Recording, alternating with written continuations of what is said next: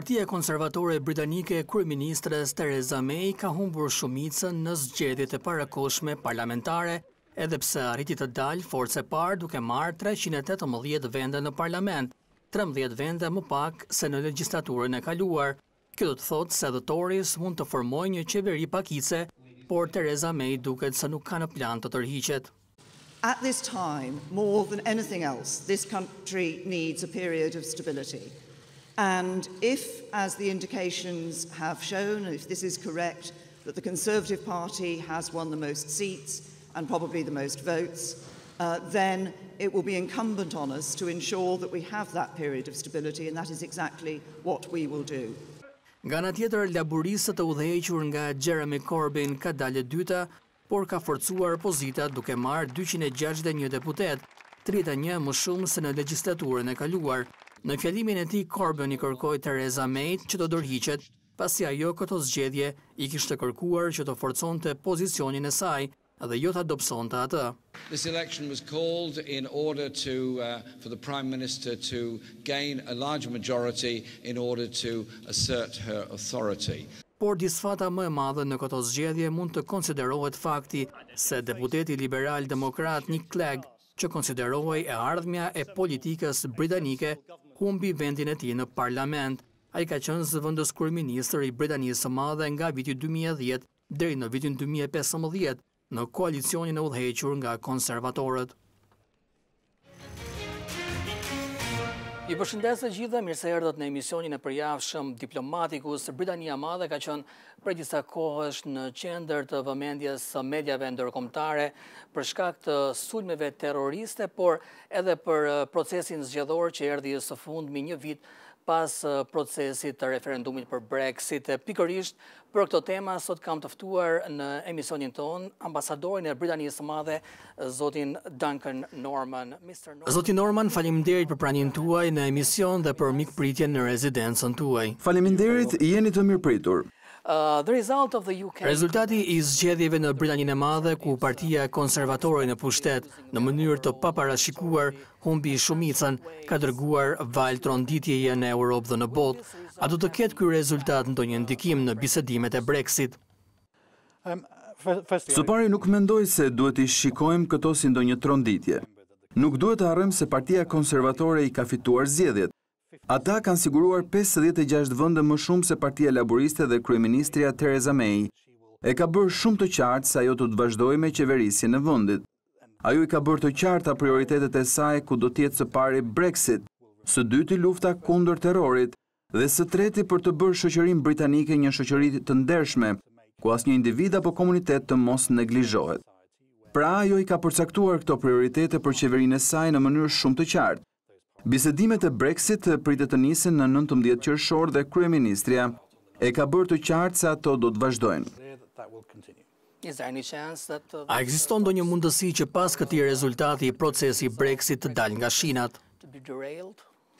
So both the Conservative Party and the Labour Party, so the two biggest parties in the UK, both campaigned. Që të dyja, si partia konservatore edhe ajo laboriste, të cilat janë dy partitë më të mëdha në Britaninë e Madhe, e kanë bërë të qartë edhe në fushat se do të njohin dhe respektojnë rezultatin e referendumit të vitit kaluar sa i takon Brexit. Të dyja partitë janë qartësisht në mbështetje të Brexit dhe kryeministria May. E ka thënë qartë se bisedimet do të nisin në kohë. Pra nuk ka asnjë dyshim për këtë. Nuk ka asnjë dyshim për këtë.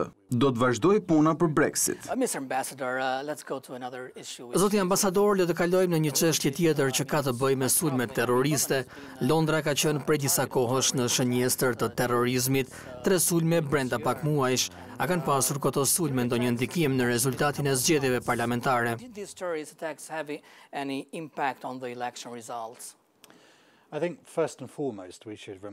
Së pari duhet të kujtojmë këta njerëz të cilët kanë humbur jetën gjatë sulmeve. Ata njerëz të cilët humbën jetën si në Manchester ashtu edhe në Londër. Është me rëndësi që lutjet dhe mendimet tona janë me viktimat. Ishte vërtet diçka e tmerrshme ajo që ndodhi. E në fakt pjesa më e madhe ishin të rinj. Ishin të rinj dhe në veçanti në Manchester ishin pikërisht të rinjt në shënjestër dhe kjo tregon se deri në çfarë niveli të ulët shkojnë disa terroristë duke vënë në shënjestër fëmijët. Padyshim që kjo çështje ka qenë edhe temë fushatës zgjedhore për të dyja partitë kryesore, por edhe për partitë e tjera në Britaninë e Madhe. sepse siguria është një temë jetike kur partitë punojnë bashkarisht për sigurinë kombëtare. Mr. Ambassador, there are so many people asking. Shumë njerëz pyesin pse pikërisht Britania e Madhe në shënjestrën e ISIS edhe ato të ketë qeveria britanike një qëndrim më të fortë ndaj elementëve terrorist në vendin tuaj. So the UK government has been fighting terrorism for many years, and a lot of that has been very successful. Qeveria britanike ka luftuar terrorizmin prej shumë vitesh dhe ka qenë shumë e suksesshme në lindjen e mesme, Siri dhe në Irak. Strehat e sigurta të ISIS apo Daesh, siç na pëlqen t'i quajmë ne, janë reduktuar. Ka patur shumë sukses në atë luftë. Por ka edhe një luftë dhe ajo do të vazhdojë dhe kërkon kohë në mënyrë që terrorizmi të mundet. Sigurisht që në shënjestër nuk kanë qenë vetëm Britania e Madhe. Fatkeqësisht, kemi parë sulme në të gjithë Europën gjatë këtyre muajve dhe viteve, dhe kjo është diçka që ndajmë bashkë. Ne do ta mundim terrorizmin sepse e luftojmë së bashku. Kjo është që ne propozojmë dhe këtu përfshihet edhe zbulimi i të radikalizuarve brenda në Britaninë e Madhe, që diçka për cilën jemi të vetëdijshëm dhe për cilën kemi punuar edhe në të vërtetë kur kryeministri Erion flet për luftën kundër terrorizmit. Ajo ka parashtruar këtë si prioritet për qeverinë e re.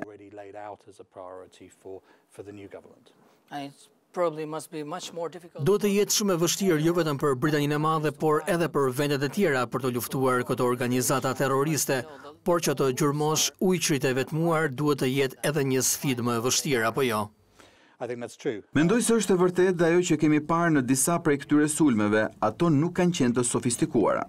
Pra, nuk kërkon shumë planifikim dhe me sa kemi parë me vendosin e këtyre bombave, nuk është dashur shumë sofistikim nga ana e terroristëve. Dhe qasja që forcat tona të sigurisë duhet të marrin për këtë, do të jenë të ndryshme. Por gjithashtu duhet të japim vlerësimin për mënyrën se si forcat tona të sigurisë i trajtuan këto akte në Londër. Terroristët u ekzekutuan brenda 8 minutave dhe ky ishte një reagim i jashtëzakonshëm, dhe kjo kërkon një nivel të lartë profesionalizmi dhe trimërie nga ana e oficerëve të policisë. Zoti ambasador, pas këtyre sulmeve terroriste, a do t'i rrisë Britania masat e sigurisë?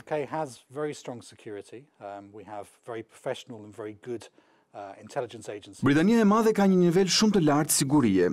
Kemi agjenci inteligjencë shumë të mira dhe profesioniste, dhe ne i kemi parë ata këtë vit duke shkatruar disa plane në Britaninë e Madhe. Dhe kjo vazhdon. Nuk jemi të vetëknaqur, por i rishikojmë këto masa sigurie çdo ditë. Dhe do vazhdojmë ta bëjmë këtë dhe ndoshta edhe masa shtesë ose të ndryshme do të jenë të nevojshme për të marrë, me të ashtu quajturit ujqër të vetmuar. Britania e Madhe ka një histori në operacionet e suksesshme kundër terrorizmit, duke qenë një vend shumë i sigurt dhe kjo do të vazhdojë kështu.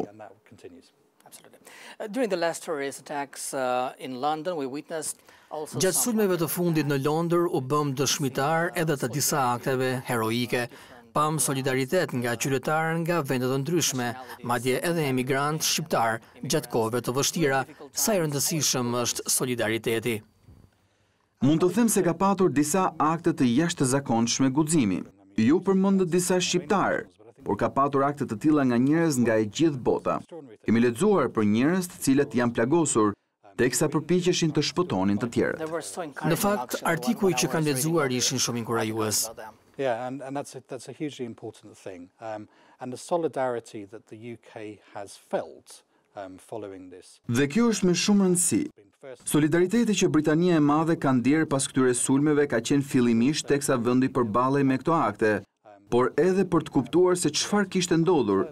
Dhe unë kam marrë shumë mesazhe në llogarinë time në rrjetet sociale. Për shembull në adresën time në Twitter duke më shkruar se qëndrojnë me ne kundër terrorit, duke treguar unitet dhe solidaritet. Kjo e bën më të lehtë për ne për të kuptuar se çfarë kishte ndodhur. Në të njëjtën kohë, është e vetmja mënyrë për të mundur terrorizmin, nëse e bëjmë këtë së bashku. But also, it's the only way that we are going to be able to defeat terrorism in the longer term is if we do it together.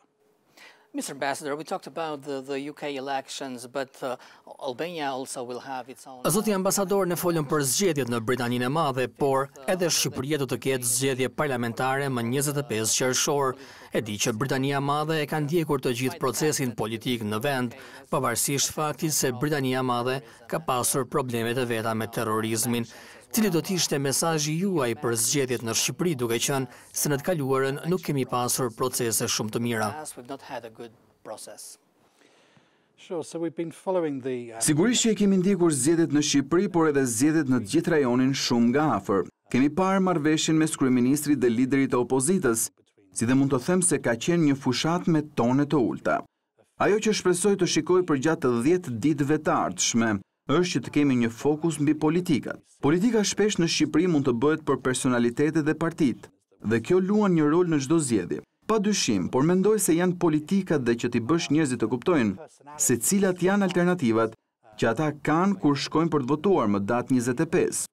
Pra, programet dhe politikat e tyre në rast se elektorati zgjedh për të ardhur në pushtet. when they come to vote on the 25th, which is what really matters. The programs and policies and what they are intending to do if the electorate vote them into power.